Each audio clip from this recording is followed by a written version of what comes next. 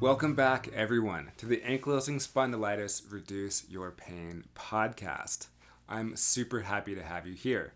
My name is Sky Denton, and I am the host, the founder of this show, and it is an honor to be putting together such a platform of empowerment for people with chronic pain, especially one like ankylosing spondylitis that can just hurt so bad.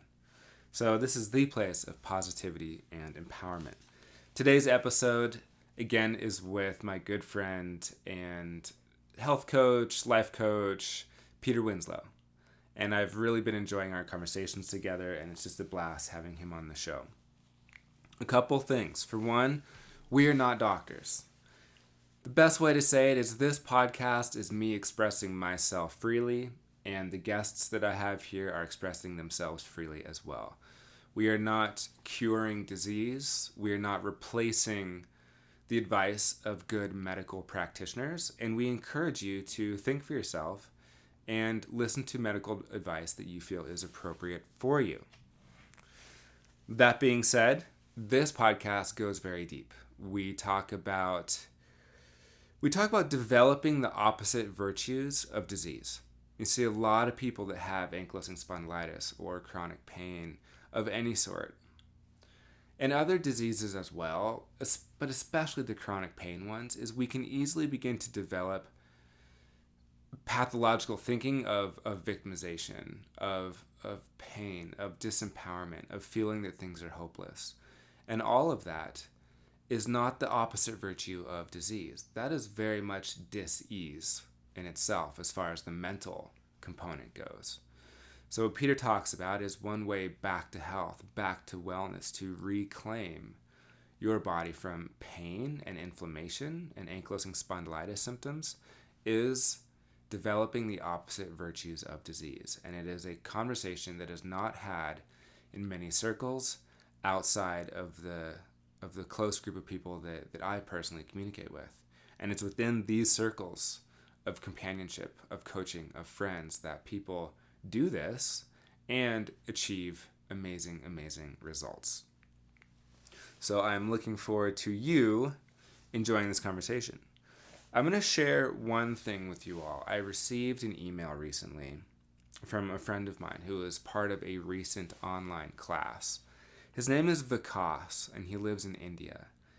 And one thing that's very interesting about being a health coach, especially an international health coach, is I can see clearly what countries are very interested in what we're talking about and what countries are not.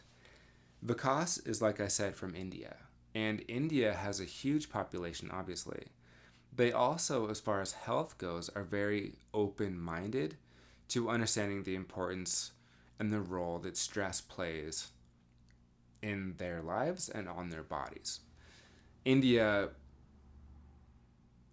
was the father of Ayurvedic medicine, right? The founder of Ayurvedic medicine, and it's been around a very long time. And Ayurvedic medicine accounts for things like stress. It accounts for things like food. It accounts for a lot more holistically, comprehensively, than our very kind of strict allopathic medical paradigm that I currently live in the United States of America. And so one very interesting thing I find about being in my position are the number of people in India that are open to what we are teaching is huge. Per capita, it vastly outdoes what we find in America. And it's because as a culture, as a society, as people that understand health and bodies in the way that they do, they're much more open to understanding the mind-body connection with stress, with the myriad of chemical reactions that happen in our bodies when we go into the fight or flight response. So that's a little side note, but it's interesting to understand that this podcast has now reached 6 continents, right? All habited continents that I know of, everything except Antarctica. And that is absolutely fascinating to me. And I love that this information is going around the globe. So for all of you listening, for all of you sharing, I absolutely want to thank you, because it is It is because of you that this podcast is moving its way, making its way around the globe, and having a positive, lasting impact on people. It's giving people hope. There are people that are hearing this podcast that have been part of, for example, the AS warrior world, which we talk about on this podcast. The AS warriors are, they're intelligent people in their own right. It's just that mentality is exhausting. There's a fight energy there. We are peacemakers. We are understanding that fighting ourselves, fighting disease in our own body, doesn't actually lead to a lasting outcome that's positive. So we become peacemakers. And it's because of you all that are learning this and willing to share it that this podcast, in a very short amount of time, has reached all 6 continents. So thank you all for that. And I do ask you to keep sharing. If you know someone, even if they don't have ankylosing spondylitis, that can benefit from this show, please do your part and share it, because you never know what one word or one sentence in this show can do for someone else. Because we are positive, we are intelligent, we care, and what we're talking about is very rich in dialogue, rich in wisdom, and rich in understanding the capacity for the human nature to step up and to heal, and for the body to do what it naturally does, which is to heal and repair itself. So, thank you all for that. Now, Vikas says, "Hello, Sky. I'm doing fantastic. I feel that the universe wants me healed.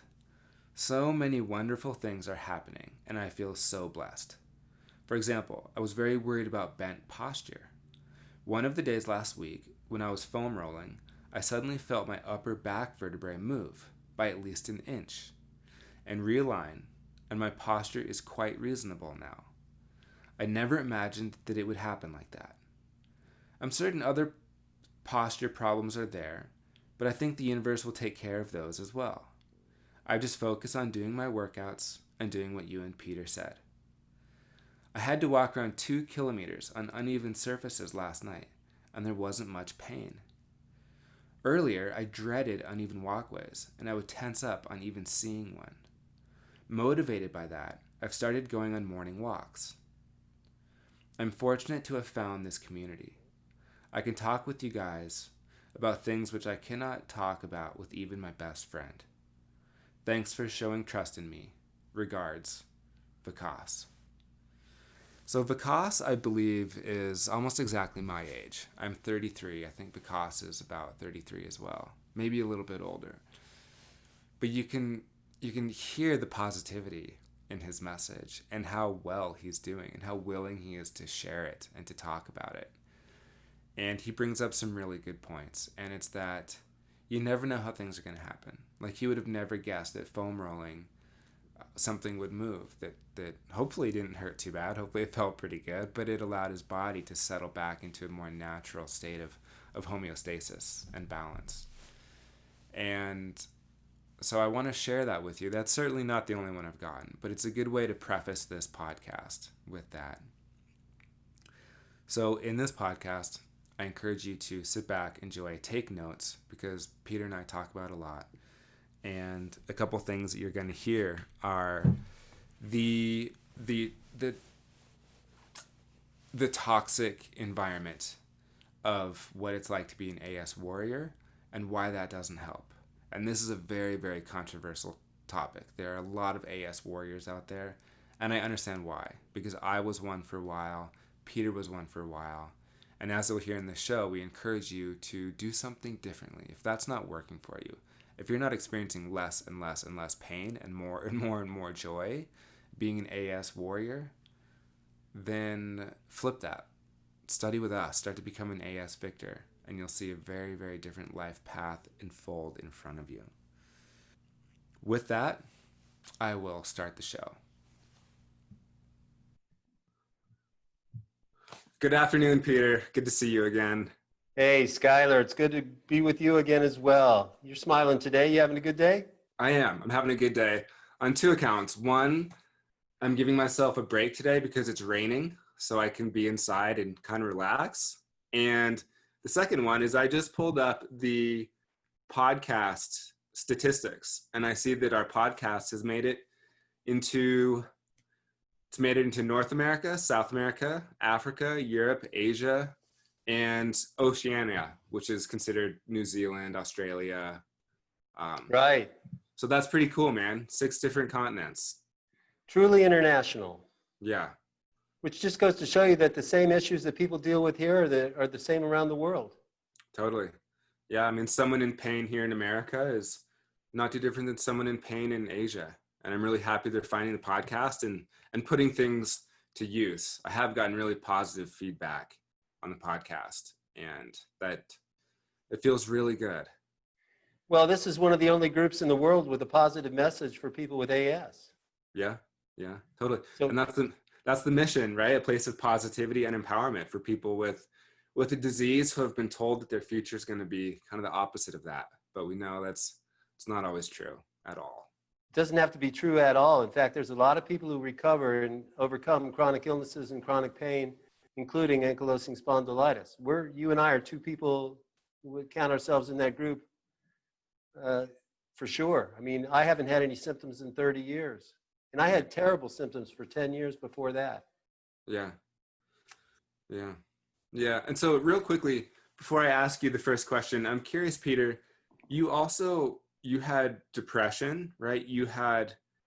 I'm just curious what else you had beyond the pain as well. Because most people with AS, they'll have lethargy, they'll have chronic fatigue, they'll have depression, they'll have tension in their relationships, they'll have maybe other autoimmune diseases as well, or digestion problems in their stomach, food sensitivities. I had all that stuff, depression among them chiefly, because I felt like there was no answer for me and that there was something eternally wrong with me, something broken in my body that there was no cure for, that I had to endure for the rest of my life. So that forged a self-image of victimization and victimhood. And that kicked off everything else, problems with digestion, problems with relationships, couldn't hold a job, was constantly in pain. You talk about lethargy and boredom and feeling lazy, like there's nothing I can do, disempowerment, food sensitivities, all of it. Drug addiction, addicted to painkillers and alcohol. It all kind of goes together hand in hand with the victim mentality. Mm-hmm. So mine was particularly extreme because I came out of a very tumultuous background of abuse. And this is pretty common for people that have chronic illness. We've discovered through the research, and the findings show that people who were abused as children often have major problems in adulthood with their immune systems and autoimmune disorders. Yeah. So I cite those studies in my books. I talk about, what we know and how we've discovered this stuff.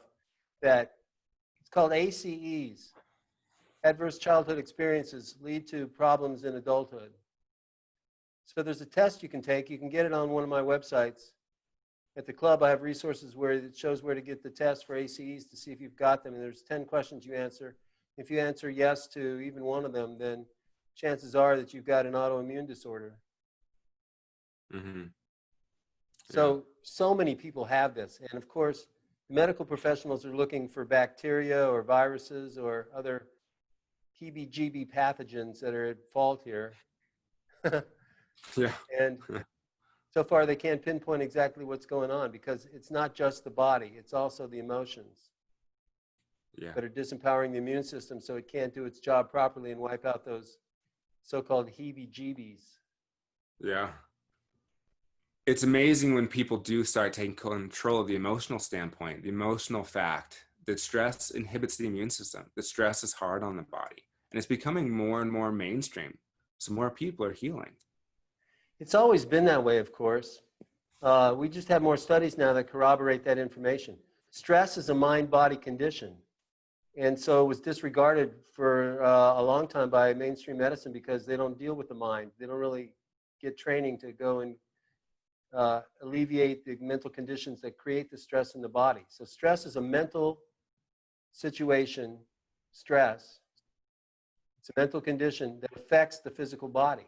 That's proof of the mind-body continuum, mind-body complex. Mm-hmm. Because if you can think something stressful and feel it in the body, that's mind-body definition. Yeah. Think of like a scary movie, you know? Exactly. Yeah, yeah, Or if you hear something embarrassing, your face can turn red. for sure. Yeah, That's a physical uh, response to an emotional standpoint. yeah. I mean, so in regards to that, I mean, so would laughing, right? Like we see something funny, our brain processes it as funny, humorous, and so we have a physical response. We laugh. Exactly. Yeah. It's a mind-body situation, and laughter is healing. Yes. I know during my time coaching with you, I listened to, I watched the whole series of Friends. I grew up watching the show Friends. I always thought it was funny as a child. And I allowed myself during that coaching period with you to binge watch television, which I don't usually do, but I did it for a purpose. And I allowed myself to laugh. I let go of the judgment of, oh, that's not realistic. Who would say that, whatever, to enjoy the TV show. And between giving myself that opportunity, working with you, getting my body back in shape, it worked wonders on my health. And I've been out of pain for a very long time. There's a lot of examples of people who did that, famous people, like President Theodore Roosevelt went and explored the Amazon long before white people had gone down there and gone through it. And he contracted all kinds of diseases like malaria and beriberi or others. And when he got back to the United States, they thought he was on his deathbed. He just sat in a hospital in a bed and watched Marx Brothers comedy movies for a month, and he recovered. Yeah. And the same is true of others that have used humor. Yeah. I mean, there's another example too, Norman Cousins with the book regarding ankylosing spondylitis. Do you remember the title of that book? Anatomy of an Illness by Norman Yes, Cousins. Anatomy of an Illness. Yeah, I mean, he talks about how he helped him reclaim his life from AS. Same thing we've done. exactly right. And he used humor and he played with children a lot, Okay. which Yeah. reminded him of how it felt to be young and healthy and nubile and, energetic and carefree and stress-free. Yeah. So this isn't commonly taught in today's scientific world of medicine. And so where do people learn this? I mean, where did you learn about this? You must have been doing some research because it isn't mainstream awareness that people know that laughter is healing. But it used to be said that laughter is the best medicine because it empowers the immune system. That's why it's the best medicine, is because it strengthens immunity. Laughter. And Mm-hmm. human beings are the only species that seem to laugh. Yeah. Pretty Yeah. amazing stuff. Yeah. Yeah. There's a lot of science out there now that talks about how improved the immune system is when someone's in good spirits versus depressed, for sure. It's scientific. Yeah, they're finally studying that and finding the correlations to be true. Yeah. What people have known since, the early days of mankind. Yeah. Finally, now we have permission from the medical establishment to Yeah. believe. Yeah. So that's perfect. That feeds into what I wanted to ask you. So I have your book Heal here called Heal for Real. And I remember when I got this book, I remember just hoping that this book was going to have the answers for me that I wanted at the time. And I had been doing so much global research on the internet, reading stories and stories about people with AS. And this was the most positive resource I had found at the time by far, still is. And so I remember when I got this book, it absolutely changed my life. And there's a quick passage I want to read in here. And it goes right along with what we're saying of humor and of being happy, of being healthy in ways that we can. And I want to talk about this with you. So on page 180 in Heal for Real, you say, the most effective way to overcome the causes of disease and disharmony is not to throw energy into resisting and fighting the symptoms and behaviors related to them, but to develop the virtues that oppose them. And we were just talking about laughter. And I feel like laughter is one of those virtues that opposes disease and illness and pain. Would you agree? Oh, it's absolutely certain that that's the case. Yeah, Skylar, you're right on top of it, truly. So I talk about developing the opposite virtues. So most people hate the condition. They're afraid of what could happen. They're resisting the pain. Naturally, we can understand why. I mean, it's natural for human beings to do that. Yeah. So then they become what are called AS warriors. Have you heard that term? I know you have. I have. Yeah, I got into the AS Warrior chat groups for a while, and once I had gotten better and healed from AS, I went in there and kind of tried to help people there, and it was Good luck. yeah, it didn't work very well. Well, they're in the midst of a battle. So feeling good and laughing isn't exactly what they're going to arm themselves with in their battles. Yeah. So they don't have a need for someone to come in and say, I can help you. What they want is more ammunition for the fight. So the AS warriors are engaged in a lifelong struggle of pain and suffering. And there is no healing there. So that's what I was talking about. Instead of throwing the thrust of your efforts into resisting and trying to defeat what it is that you're contending with, I say, develop the opposite virtues. And so this is counterintuitive, meaning people can't figure it out for themselves in most cases. I mean, why would I want to laugh? I've got AS, for God's sake. How can I laugh about that? Get serious, right? Well, no, don't get serious. Get light. Learn how to reverse the emotional stress that's causing the immune system to back up and misfire and malfunction. And you do that through feeling good. So this is basically what I teach people to do in our coaching programs, is how to feel good inside and out. That's the opposite virtue of fighting a war. It's the opposite virtue of feeling pain and suffering. However, people don't know how to feel good. We've all been taught how to feel bad. And most of us in the Western world have been taught that to feel good, you need to acquire wealth so that you can buy anything you need, and that's when you'll feel good and successful. And we certainly have seen over the years and generations that that isn't the full, whole truth. That just having a lot of money doesn't automatically equal happiness and health.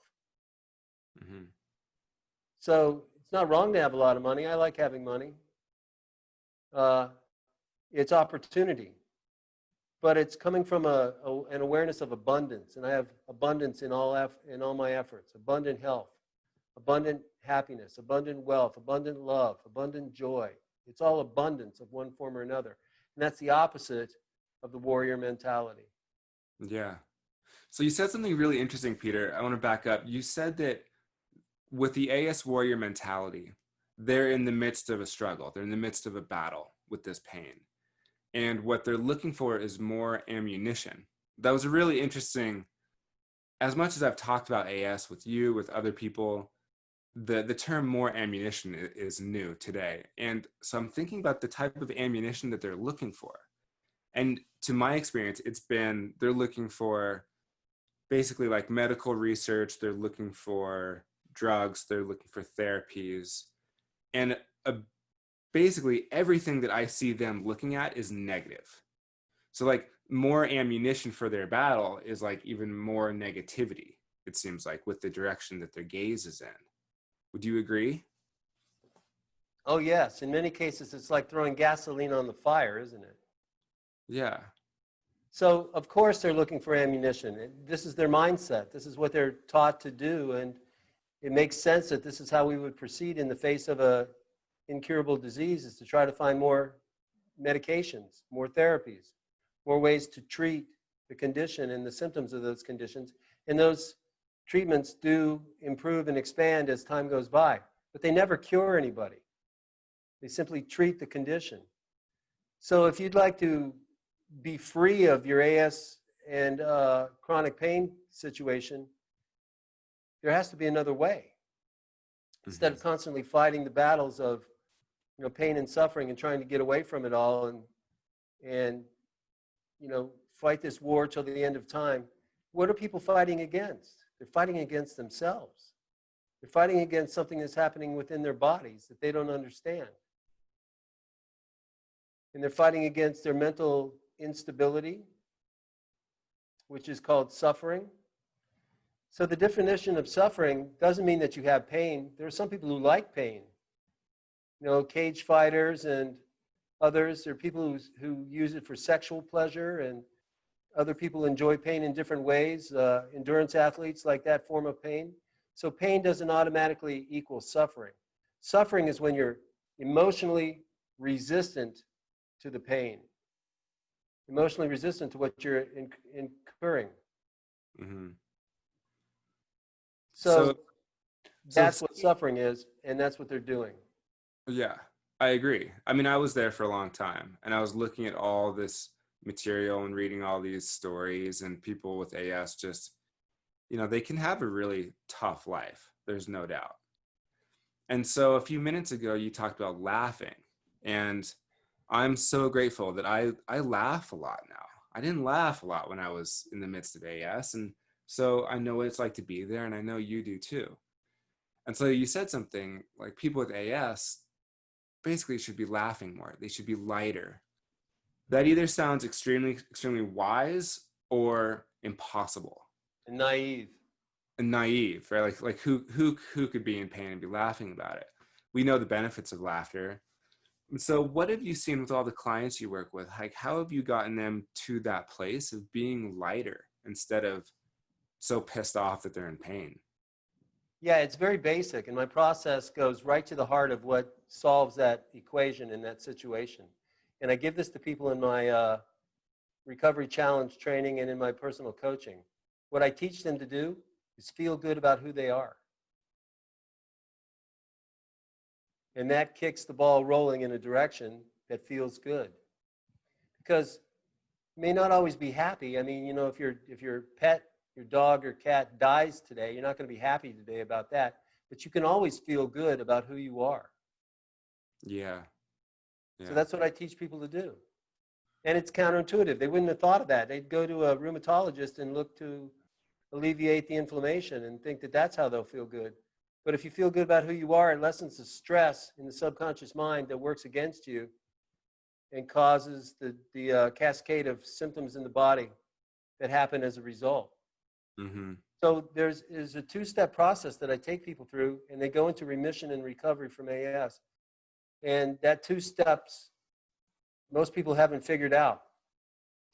So I'll tell you what they are right now. The first thing is you've got to reverse the cause of your condition. So now what's the cause of your condition and how do you reverse it? That's what I teach people how to do. Mm-hmm. And the cause of your condition is stress. That's overloading the immune system and causing negative immune function, which makes the immune system attack itself, which creates inflammation and causes pain in the body. Mm-hmm. So now how do you do that? I have a short program to teach you exactly how to do that. And the second thing you've got to do is repair the damage in the body. And so people think, well, you got to do that with surgery or drugs or what have you. No. Just specific practices and movements allow you to rewire the brain through what's called neuroplasticity. So that's the resolution of the condition. Reverse the cause, repair the damage, you'll go into remission and recovery. Mm-hmm. With my experience with this, I can clearly see how what was primary in my life was dealing with the pain, was fighting the pain. That's where the AS warriors are. And then with you, it shifted. My primary focus in life shifted from dealing with the pain to feeling good about myself, to feeling supported, to feeling like I could do something about my situation. So there was confidence that came with that.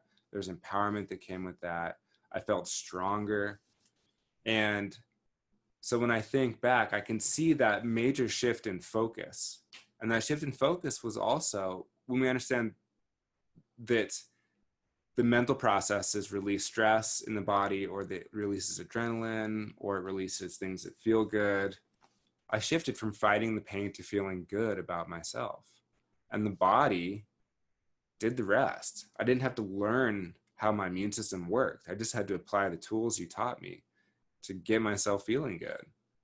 That's right. That's all it is. Yeah. So once you learn what to do, you no longer have to fight the battles. Yeah. So get out of the way, stop fighting, and feel good about who you are, and the body follows the mind. Yeah. That's why Yeah. laughter is the best medicine, because the body just follows the mind into joy. It really Yeah. does. I mean, you know, if you get bad news, you can feel really bad. You can feel it in your gut. You can feel the stress on your shoulders and your neck. You might not be able to sleep, digest your food properly, just because you heard something that you interpreted as bad news. And then the next day or the next week, you hear, oh, no, it was a false alarm. Nothing bad happened. And the condition cures itself. It clears up. Mm-hmm. Mm-hmm. The body follows the mind. That's something that we're not taught in our medical training. But it actually happens. There's the effect called the placebo effect.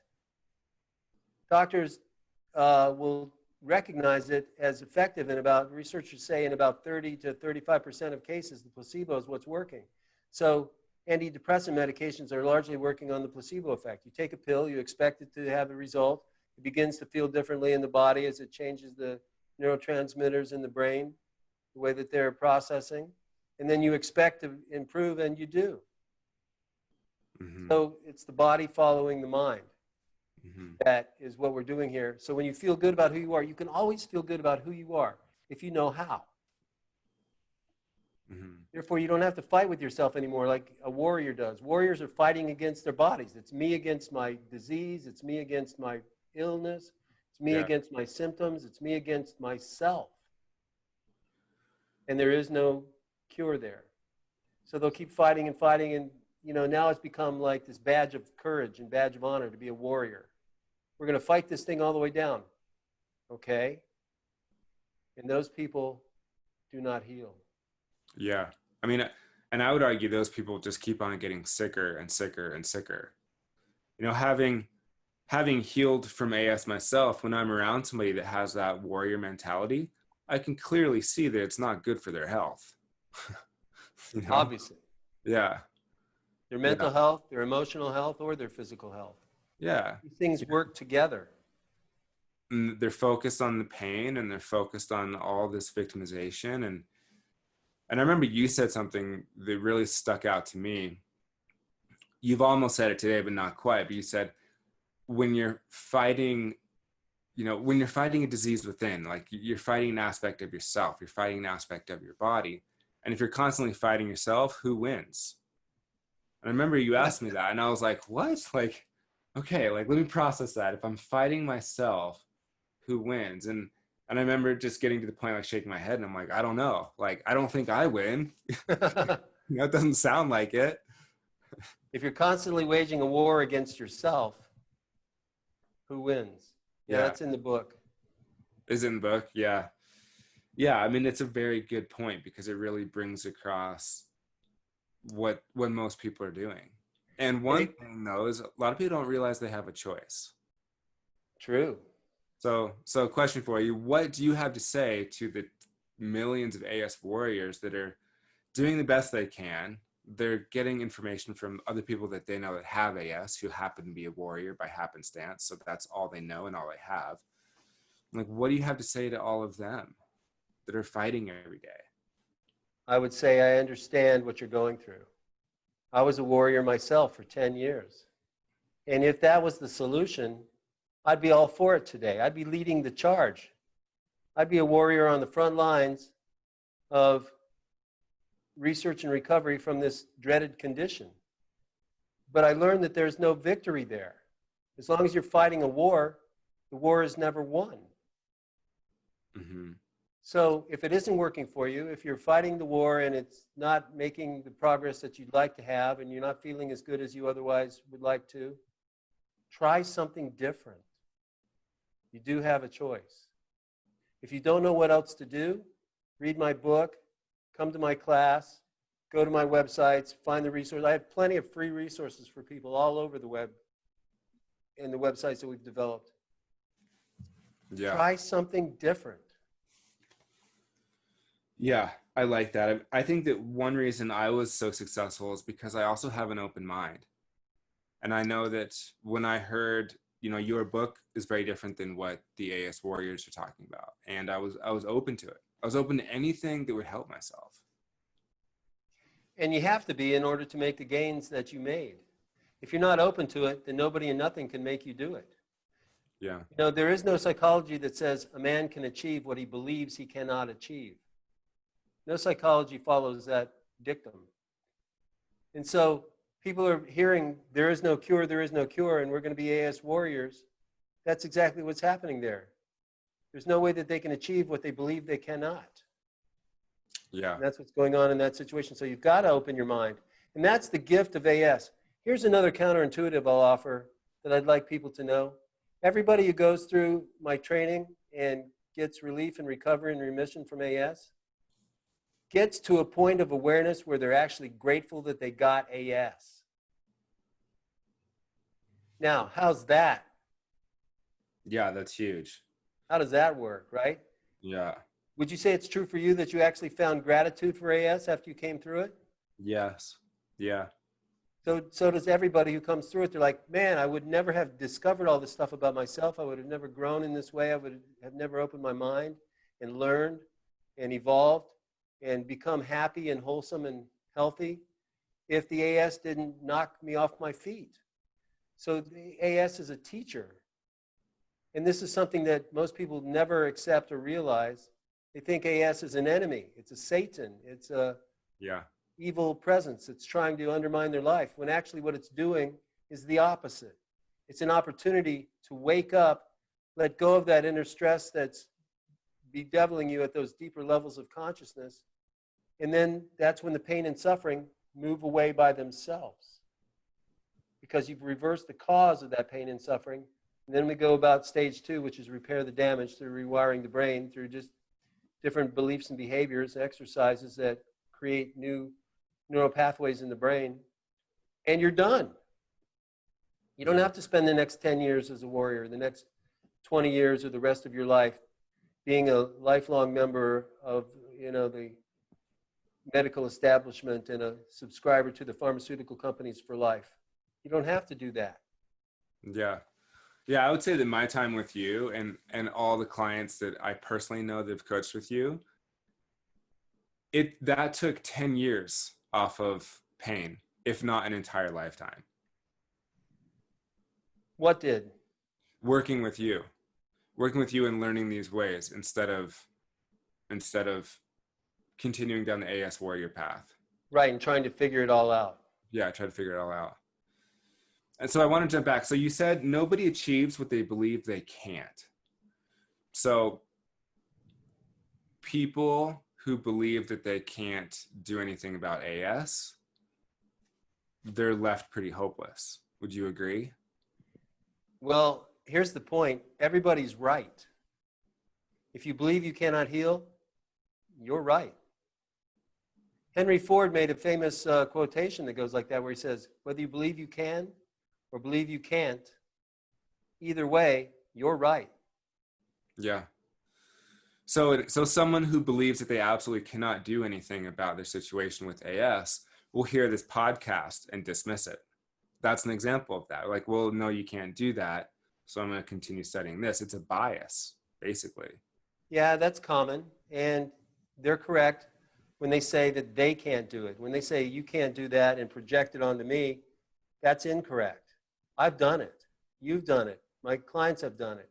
It isn't that nobody can do it and we can't do it. It's the point that they can't do it because they don't believe it's possible. Yeah. Now, this isn't a license for ignorance, as I'm often wont to say. You have to have realistic expectations, and that leads to positive outcomes. So it isn't like, okay, I'm going to wave a magic wand and you're going to be all better. That's a mistake people make when they first get into remission. They think, oh, now I can go back to eating cupcakes and Twinkies, and I can go back to my old ways of being resentful and hateful and hurtful, and I can go back to being who I was. And so their symptoms recur. Yeah. That's what happens with a lot of people who get fast results and then quit the training. Mm-hmm. They go back to where they were. And that's the mistake that I'm elucidating right now, is that people think once I'm in remission, I can go back to my bad behaviors. No, you've got to continue to be loving and giving and hopeful and cheerful and light and abundant and happy and act like a healthy person acts. You don't get to go back to your bad behaviors and expect that you're going to remain in remission. I think one of the best behaviors that I've seen with myself and with others is being kind to myself. I think AS, the biggest gift I got from it is learning, for one, that I had the choice. Second, that I actually had the ability to be kinder to myself. I've never seen anyone come through your group classes, my private coaching class, that had AS that wasn't hard on themselves. And it feels wonderful to let that shit go. I was perhaps among the most hardened of all these patients. Man, I was so brutal to myself. Everybody saw it and everybody told me, but I never realized what I was doing exactly. I was just a warrior, warring against myself and against my past and against my memories and the demons in my mind that I was trying to keep locked up and shut off. Yeah. So when you say be kind, that happens organically. You didn't have to train yourself how to be kind to yourself, did you? It just kind of happened. Yeah, it just started happening. Yeah. As a result of your practices. Yeah. Another thing that is similar to that we notice is that people with satirical or sardonic or sarcastic senses of humor are hard on themselves. And so they use that as an outlet. Sarcasm is an outlet for humor that they think is a healthy and positive way to contend with their conditions. However, sarcasm is always interpreted as an attack. If you're sarcastic about somebody or even about yourself, it's an attack. It's not being kind. I'll say that what we notice is that people who are sarcastic, who go through the programming and become happy and healthy and abundant, sarcasm falls away. They just are less sarcastic, and then it goes away altogether, and they don't understand why, because they didn't try to make it go away. And it was part of their personality that they thought was endearing and charming and attractive to other people. But it falls away, just like cruelty falls away, and kindness takes its place. So the sense of humor is a lot lighter rather than sardonic and wry and twisted. Yeah.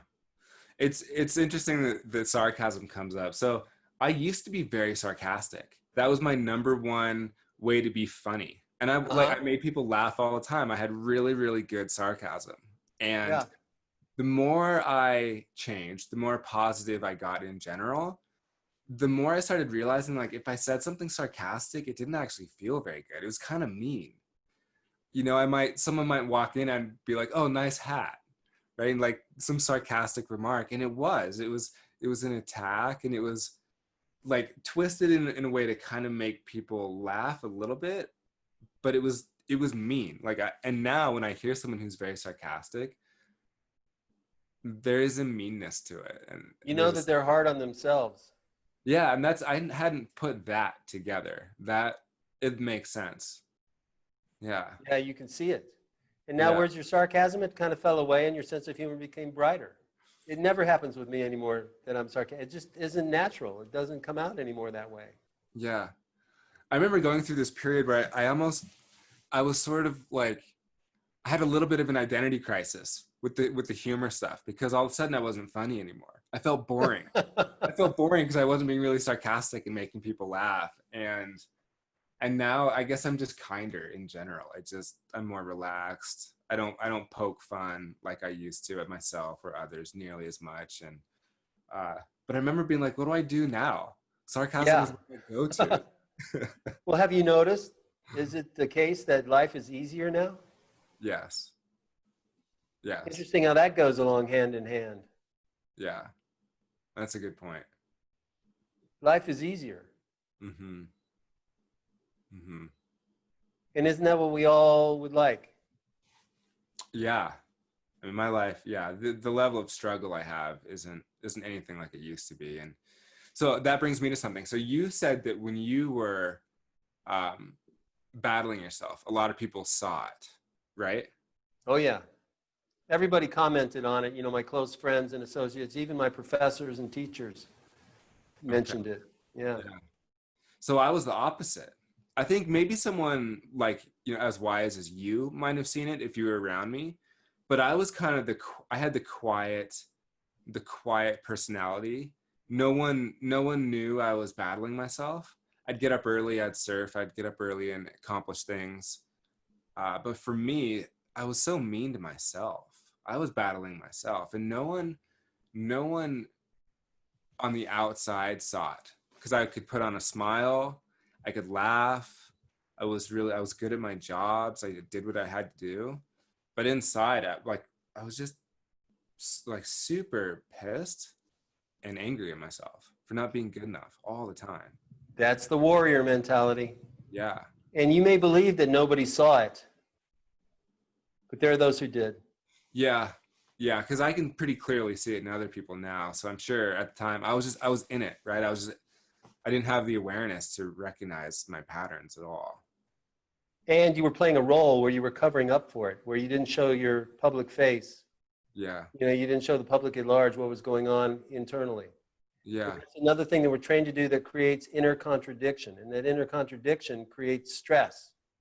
And that stress creates issues in the immune system. And that immune system then creates negative immune response, which leads to inflammation. And that inflammation creates and causes pain and destruction in the tissues of the body. See how it all goes together? Yeah. Yeah. I can see where because I wouldn't speak out loud, I wouldn't talk about my frustrations. I was a people pleaser. I was definitely a perfectionist. I was always, I was expecting myself to be perfect in everything Yeah. all the time. And I realized that my idea of perfection was it was a fantasy. It was a projection of sort of the ideal. Like opening a magazine and seeing, at the time I was surfing a lot, or at least trying to, and seeing someone shooting down like some of the biggest waves, most perfect waves on the planet. And that was always what I thought I should be doing. And if I didn't hit that goal, I would be really hard on myself. And even if I did hit the goal I was shooting for, I wouldn't really I wouldn't relish in the reward of my success at all. So that's stressful as well. And it's you holding yourself up and comparing yourself to others. Even magazine images of guys shooting the pipeline, right? You were comparing yourself to them. And you had this overall feeling of, I should. The word should and the sentiment that follows from should and should not is guilt. And guilt means I need to be punished. I'm guilty and I should be punished. That's the should. That creates inner contradiction because some of you wants to be well and heal and feel good about who you are. Part of you wants that. And the other part says I should or I should not have done that. And I'm guilty and I deserve punishment. That creates inner contradiction, which creates stress in the subconscious mind that we're not even aware of. And that stress in the subconscious mind creates negative immune response, which creates the inflammation, which leads to the pain. Yeah. That sustains the house that Jack built, or however that fairy tale goes. Yeah. Yeah. And you weren't even aware of any of that. Yeah. See, I wasn't aware of it. So I know that the dialogue I had at the time was I should a lot. There was a lot of that. And I never consciously was like, I deserve to be punished. But I noticed now that like immediately if I feel like I should be doing something, that belief is like meaning like I'm inherently not good enough. Correct. So like, I'm in the wrong, like I'm bad. I don't feel good. I feel like crap. I'm guilty and I deserve punishment is what it stores as in the memory. Yeah. And that's what causes the inner contradiction that leads to the stress that creates the inflammation in the body. That's the cause that you've got to reverse that cause as step one of remission and recovery through the Winslow way. We remove all that stuff. Yeah.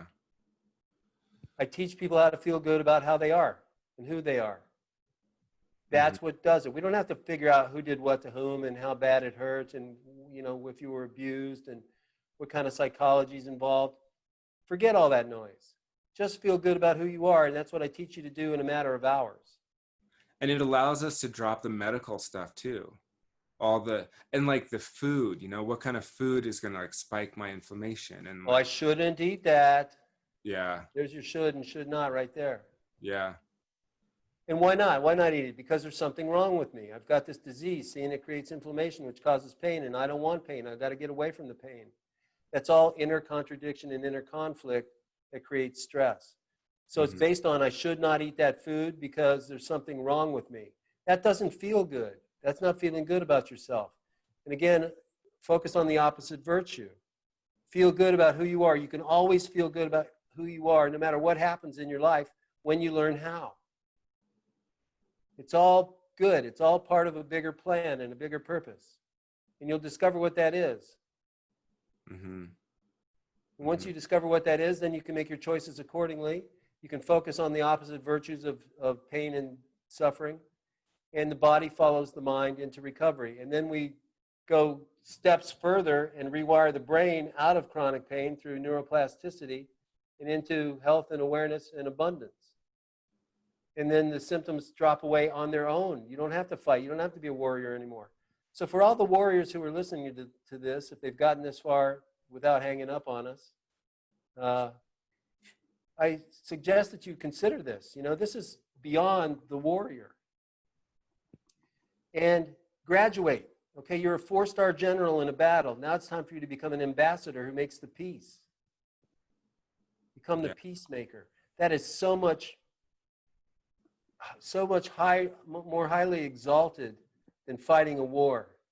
And by the way, it takes a lot more courage and guts to do that than it does to fight.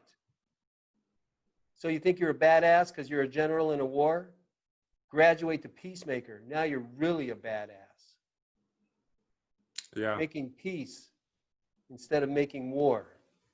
Yeah. Yeah, and it's been fantastic to be someone who's done that in my own life and reaped the rewards of that success and witnessed others doing the same thing. I've really enjoyed your group classes, and I really thought it was fantastic at the end of this most recent one, how well people were doing. They're becoming peacemakers not only with their body, but in the rest of their life. And it means they have less inflammation, they have less stress, which means they have less pain, and they're happier. That's the bottom line. They just become happier, and everything comes from that. Yeah. Relationships improve. Their income improves. Their prospects improve and increase. Their health gets better. They sleep better. They feel better. They can start eating more food now. They move more. It's not about curing a disease. It's about becoming who you are when you are what feels best. So you'll notice, and we'll tell the people listening to the podcast at the moment, we're not curing AS. In fact, we almost never talk about AS, do we? No, we don't talk a lot about AS. In the classes, we talk about you and how to feel good about who you are and what you can do and what behaviors you are now to utilize. Mm-hmm. And the AS takes care of itself. And then they get grateful that that AS led them to this path of exaltation and spiritual function and living a useful life. Yeah. It's fun too, watching people's like brains get scrambled when all of a sudden the pain goes away and they're like, what? They're like, I've been focused on the pain trying to figure this out for 20 years. There's one man specifically in the second to most recent class you had, and he was just like, what? Like, I'm putting my focus elsewhere. I'm feeling good about who I am, focused on family, and the pain is gone. He's like, what? Because it does. It takes care of itself. The body is absolutely brilliant. There are a myriad of complex things happening every millisecond in our body that we're not aware of. And so, yeah, we learn to live our life and live it well, and the pain goes away by itself. That's huge for people to understand.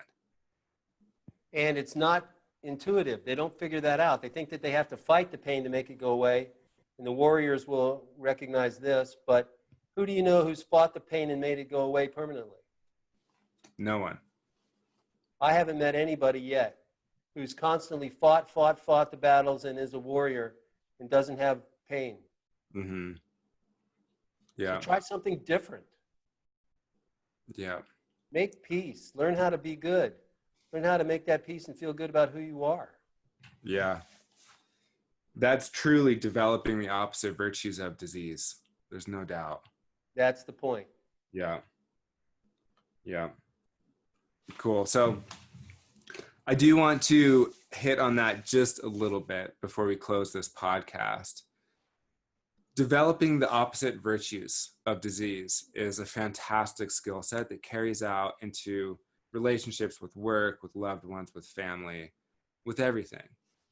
And I know that some people out there might think that it'd be really, really hard to do, or dang near impossible.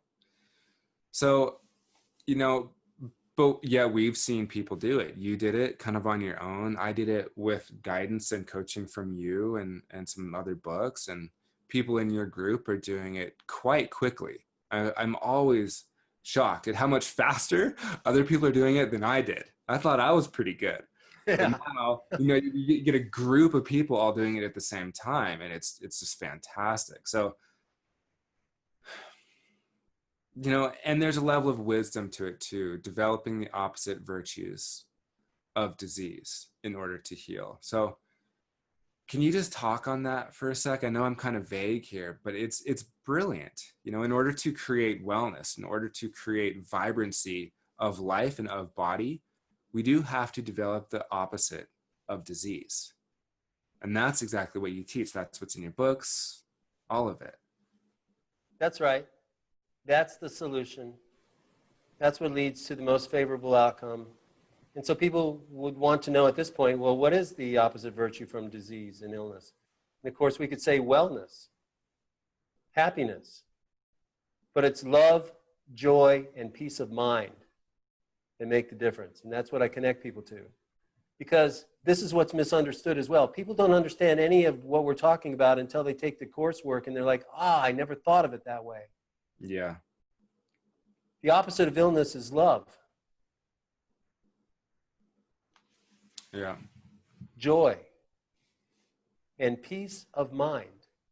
And these are three things that people don't realize you already own. It's there within you already. You don't have to go get it.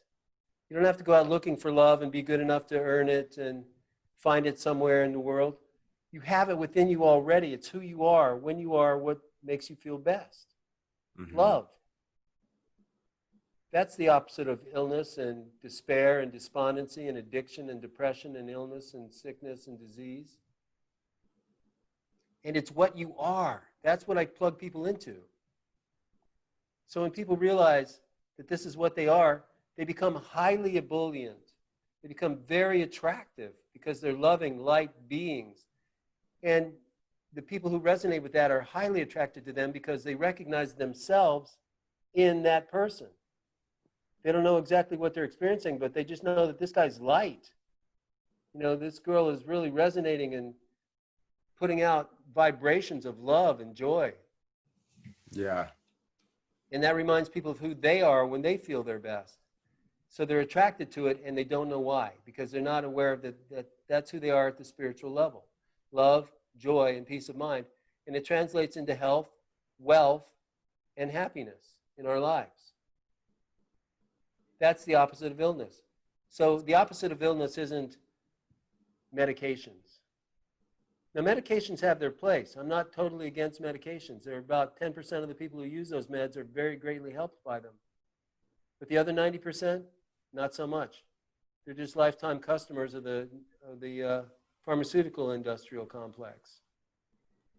Mm-hmm. But when you connect to who you really are, that's when everything changes. That's the opposite of virtue. That's what you already own free and clear. You don't have to go get joy. So people say, well, I'll have joy when I buy a Ferrari and I finally get the car of my dreams. Then I'll have joy. And they mistakenly think that the joy that they feel when they sit in that car is coming out of the steering wheel. And the joy is in the plastic and the rubber and the leather and the metal of the car. No, the joy is within you. And when you're fully present in that experience of sitting in that car, the joy comes forth from you. Mm-hmm. It's within you already. This is how we bring joy to the world instead of expecting the world to bring us constant joy, which it cannot do. That's a dysfunctional expectation that always leads to disappointment. Yeah. So this is what I plug people into, and the body takes care of itself. Now, you have to act like a healthy person acts. You don't just get to go back to your bad habits of eating poorly and being mean to other people and feeling bad about who you are. Obviously isn't going to continue the benefits that you've created in your life by discovering the authentic self of love, joy, and peace of mind. Mm-hmm. Those things are priceless and nobody can give them to you. But you've got to become authentic with those things in your life and learn how to do that so that you're not constantly bombarded by your inner critic of ego that says, oh, you're not good enough, you can't do it, you need to be perfect, you messed that thing up, why did you do that, you made mistakes, you know you're bad. All that hackneyed mental machination that goes on at the rate of 1,500 words and images per minute, psychologists tell us, of the stream of consciousness that's flowing through our minds, creating what we call a monkey mind. It's like a monkey in a cage, running around, bouncing around, jumping around, looking for a way out, never satisfied. Yeah. Drunken monkey. Stress. Total stress. Stress. Yeah, stress. Yeah. Yeah. So that's what we let go of that makes these changes. That's the opposite virtue. Perfect. Well, thank you for putting some clarity and some closure on that, because it's a very big conversation. And it's something that a lot of our listeners are, if they listen to a couple podcasts, they're kind of catching on to that. But it's a new concept for a lot of people. So thank you for going over that. Yes, I'm aware it is a new concept and it's a choice. So people can always make the choice to have an optimistic viewpoint about what they can do. Guys, you can do this. People do this. People heal and recover from AS and other chronic conditions, and they don't do it by fighting the symptoms. And it's important to say too that I've heard you say this a lot, that you're not against anything. You're pro anything that helps. And so there's a time to take medications. When I was working with you under your guidance, there was a time where the best thing I could do for my health was to take some pharmaceutical drugs so that I could experience less pain and relax and give myself a break and do what I needed to do. But we don't stop there. We keep going. We keep learning. We don't rely solely on the medications. Well, that's right, because medications are there as a stopgap measure to help you contend with what it is you're dealing with. So, if you take some naproxen or some analgesic for pain, that's okay. From time to time, it's useful, but it's not a cure. And I'm interested in letting this go completely, not just dealing with the symptoms for the rest of your life. Yeah, long-term success. Long-term success is the goal. So we're not anti-anything. We're pro everything that helps. If you're taking a medication and it doesn't lead to the cure, it's a false medication.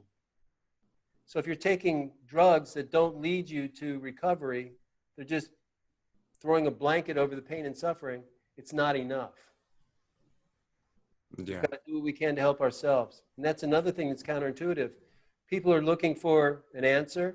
They're looking for a treatment that will stop their symptoms and pain and hopefully at some point cure them without them having to do anything. Just take a pill and sit on the couch and wait for it to happen.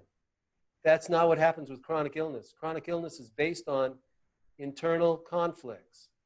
And you've got to straighten those things out. The good news is you don't have to go through therapy. You don't have to figure it out. You don't have to analyze it and find out why it's that way and how it happened and when it occurred and who did what to whom and how I got this way. You simply have to let go of your attachment to it and make friends with it, make peace with it, and say, that's part of my journey. That's what helped me to become stronger. That's what showed me these new concepts and beliefs and behaviors that are leading me to an exalted life of purpose and meaning and mission and a utilitarian and useful life instead of a diseased and lazy life that doesn't get anything done in this world. So you can actually be grateful for going through what you went through. And when you get to that level of gratitude, that's when everything changes. You don't have to figure it out. You don't have to know why it happened. All you have to do is make peace and stop fighting it. You don't have to find out what it is. People are like, well, we got to do therapy to find out what happened and why it happened. No, it's not true. You can do those things and maybe they'll help. You can go into therapy for a few years and see if it helps. But you don't have to. All you have to do is make peace with it. Say, okay, something happened in my past that led to this, and now I choose to focus on the opposite virtue. So you have to learn the practices and the principles to be able to do that. That's all you have to do to reverse the cause of your chronic condition. Brilliant. Brilliant, brilliant. If more people knew that, the world would be a very different place. Wouldn't So it? hats off to you, Peter. So roll up your sleeves, Skylar. We got work to do.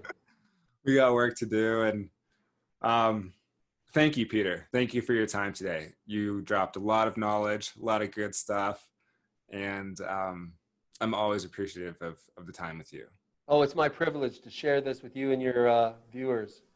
Yeah. It's nothing better. There's nothing I like more in life than helping people out of suffering and pain. Yeah. So thank you for providing this platform for us to be able to do this work. Yeah, you're welcome. And it's absolutely a calling for both of us. And where would you like people to contact you? You can contact me at asvictors.com and go from there. And while you're there, check out the asrecoverychallenge.com. You'll find the link for it there on asvictors.com. That's the hub, the central hub through which everything goes. And take a look at what we're offering and see how it jibes with your beliefs. And if it's something that you find could be useful, that's where you'll find me. Cool. Yeah, those sites look good. Those sites look good. Thank you. All right, Peter. Well, enjoy your afternoon. Thanks again. And we will be in touch again later. Good to be with you, Sky. I'll see you soon. Welcome back, everyone. I'm going to quickly summarize a little bit of that show. There's a lot that's said between Peter and I. And for those of you that hear the inherent wisdom in what we're talking about, you'll begin to make the connections of how a certain different belief system or habit in our mind affects the physiology and the stress of our body. And that is why we are here. That is the gold in what we're talking about. There's not a lot of people talking about this. I was on the phone with a friend the other day, and she said, Sky, I'm so curious to see how your work unfolds on this planet, because it's gold. It is absolute gold, and it really, really is. So for those of you that have AS, and you've been an AS warrior, I want to talk with you because you can recognize now how some of that environment is not conducive to wellness. Wellness is an art form. Anything you do, I was thinking about making paper airplanes the other day, and I was like, wow, everything can be an art form. I'm like, even making a paper airplane. And then I was like, oh yeah, origami. Origami is absolutely an art form. Well, so is wellness. So is learning the art of wellness. That's what coaching is about. If you read a book and you're still in pain, if you listen to this podcast and you're still in pain, it's because you don't know the full story yet. A book will teach you some great things. This podcast opens the door for a new way of thinking. When you feel a little bit of success in those areas, whether it's a book or a podcast, that's where coaching comes into play, so that we can teach you very specifically how this is done. We're teaching you the art of wellness. And it's when you become well in mind that you start to become well in body automatically. If I eat a sandwich, I do not have to sit here and write down the steps of digestion and internal nutrient uptake into my system at all. In fact, I can eat a sandwich and then go and do anything I want to do on the planet, and my body's going to take care of that absorption, digestion, and nutrient uptake into my body. So that's one example of how healing works. You don't have to understand every single step. You just get your head in the right place. Being an AS warrior, and you guys, I know it's controversial, and I know a lot of people are diehard warriors to where they've literally had it tattooed on their body, or they're wearing a backpack that has a patch on it, or a car that has a bumper sticker on it. There are a lot of you. And again, I was one. Peter was one. Other people have been them. But recognize that that is a place of stress. That is a place of fighting energy. And like we talk about in this podcast, when you're fighting against an aspect of yourself, you're not going to win. It's much more honorable to become a peacemaker. You can be storming the hills and fighting, or you can learn to let the body heal on its own by making peace with certain situations. And I admit, it sounds like a lot. To do that by yourself, I mean, I can just hear people throwing that back in my face, because, like, how on earth could you do that? How could you make peace with ankylosing spondylitis when it's taken your relationships, it's taken your ability to work away, it's taken away your ability to enjoy food. But it's possible, and it might be a lot easier than you think when you have the support that you deserve. So you guys, my name is Sky Denton. Thank you for enjoying this podcast. Thank you for sharing this podcast with someone that you know and love and care about, whether they have AS or not. And for those of you that really want to help make an impact, share this in a group. There are a lot of big Facebook groups and things like that aren't receiving the amount of positivity that the people in those groups really deserve. I made this platform as a place of positivity and empowerment for people with ankylosing spondylitis because that's the greatest void in the population, in the demographic that I know of that has AS. We're not surrounded with positivity. In fact, we're surrounded with the opposite. So, this is an invitation for you to step up, to become more positive, to learn how to be well, and to let the body come back into balance, into homeostasis, into a place where you experience more peace of mind, an open heart, happiness, joy in yourself and in the loving people that you are around every day. Your disease of ankylosing spondylitis affects a lot more than just you. It affects the people that care about you. And we want the best for them as well. So to find me, visit skydenton.com.